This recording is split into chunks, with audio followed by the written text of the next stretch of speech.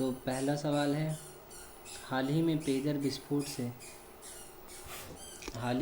विस्फोट से कहाँ 9 लोगों की मौत हो गई है? तो ये घटना घटी है लेबनान में, जिसकी राजधानी बेरूत है।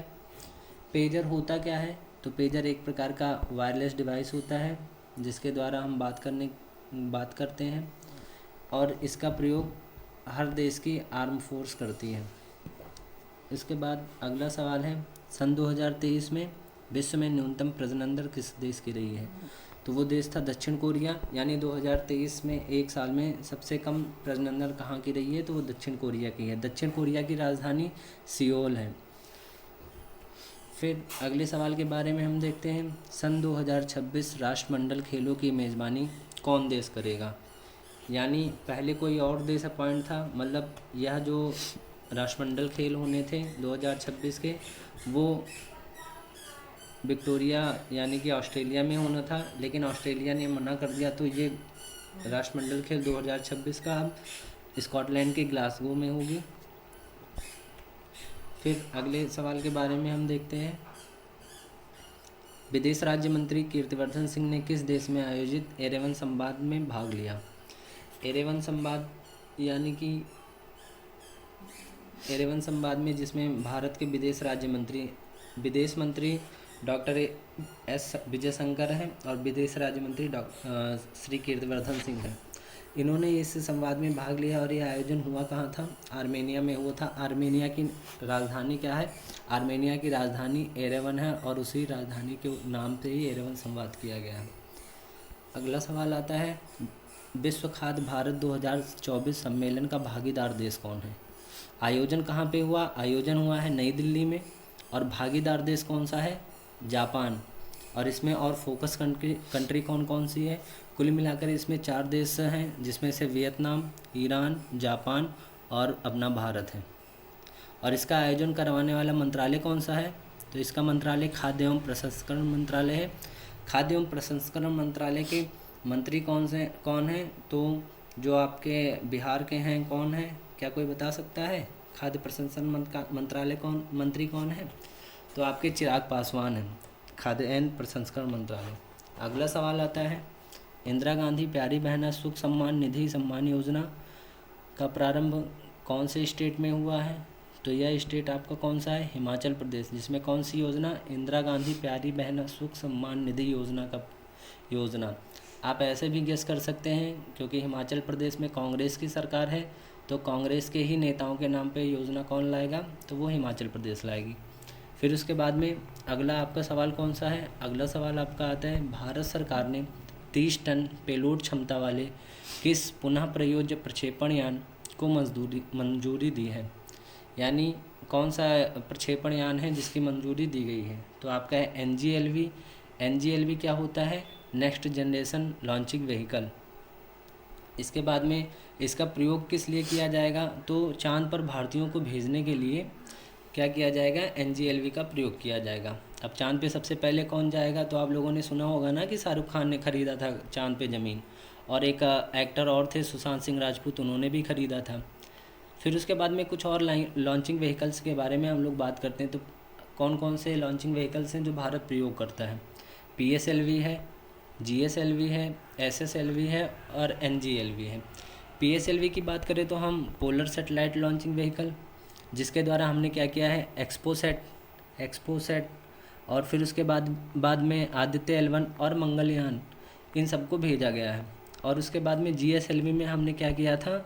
इनसैट 3DR को भेजा था, और उसके बाद में LVM 3rd M4, जिसके द्वारा हमने चंद्रयान 3 को लॉन्च किया था। फिर उसके बाद में SSLV आपका आता है स्मॉल सैटेलाइट लॉन्चिंग व्हीकल, जिसके द्वारा हमने EOS 08 को भेजा था।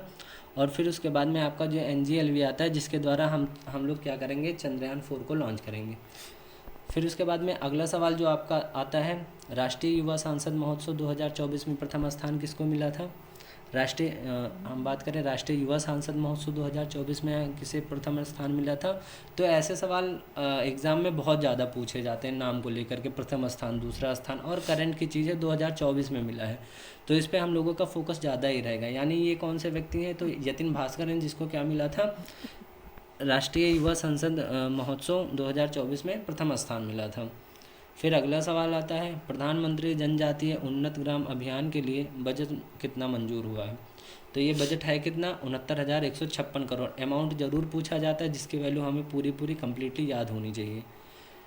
इसमें है क्या, यानी कि पूरे भारत में लगभग 63,000 जनजातीय गांव हैं जिसमें सामाजिक और आर्थिक विकास करना फिक्स हुआ है। और इसमें हम क्या करेंगे, जो कुछ भी योजनाएं हैं उसके द्वारा हम वहाँ पे संपूर्ण विकास करेंगे। विकास के जो मुख्य बिंदु होने चाहिए वो कौन कौन से, तो उसमें वहाँ पे जनजातीय लोगों का शिक्षा, उनका स्वास्थ्य, उनके परिवहन और उनके स्किल्स के बारे में, या फिर आप कहें स्किल्स को डेवलप करने के लिए ये योजना लाई गई है। एक करंट अफेयर का सवाल है जो आप लोग जानते हैं कि हर साल मिस वर्ल्ड, मिस यूनिवर्स, ये सब चीज़ें बदलती रहती हैं। तो हर साल जो भी कैंडिडेट अपॉइंट होते हैं तो उसको हम देखेंगे। और ये सब चीज़ें बहुत ज़्यादा पूछी जाती हैं कि किसी एक व्यक्ति से रिलेटेड होती हैं। तो हम कहेंगे कि मिस वर्ल्ड 2024 कौन था? तो मिस वर्ल्ड 2024 थी आपकी क्रिस्टीना क्रिस्टोवा, माफ़ करेंगे क्रिस्टीना प्रिस्कोवा है। एक बार देख लीजिएगा मिस वर्ल्ड कौन बना था 2024 का, क्रिस्टीना प्रिस्कोवा।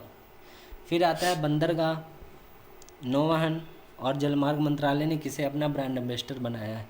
यानी क्या है, बंदरगाह, नौवहन, जलमार्ग मंत्रालय ने किसे अपना ब्रांड एम्बेसडर बनाया है? तो ये आपके ब्रांड एम्बेसडर कौन बनी है? मनु भाकर बनी है। अब आप कहेंगे कि मनु भाकर हैं कौन? तो पेरिस ओलंपिक में, एक ही ओलंपिक में 2 पदक जीतने वाली भारत की प्रथम महिला है।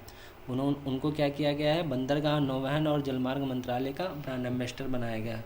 और ये सब चीज़ें किसके अंतर्गत आती हैं? तो ये सब चीज़ें जहाज़ रानी के मंत्रालय के अंतर्गत आती हैं। फिर अगला सवाल है, विश्व बांस दिवस कब सेलिब्रेट किया गया 2024 का? तो विश्व बांस दिवस सेलिब्रेट किया गया आपका 18 सितंबर को, यानी जो कल की डेट थी 18 सितंबर, उस दिन हम क्या सेलिब्रेट किए थे? विश्व बांस दिवस। और ये पहली बार कब मनाया गया था? पहली बार आपका मनाया गया था सन 2009 में। पहली बार हमने इसको मनाया था सन 2009 में। और कहाँ मनाया गया था? तो बैंकॉक, जो थाईलैंड की राजधानी बैंकॉक है, सबसे पहले हमने वहीं पे बनाया था।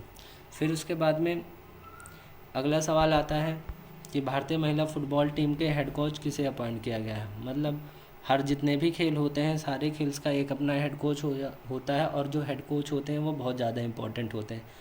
तो भारतीय महिला फुटबॉल टीम के हेड कोच कौन बने हैं? संतोष कश्यप हैं। ये संतोष साहब को अपॉइंट किया गया है।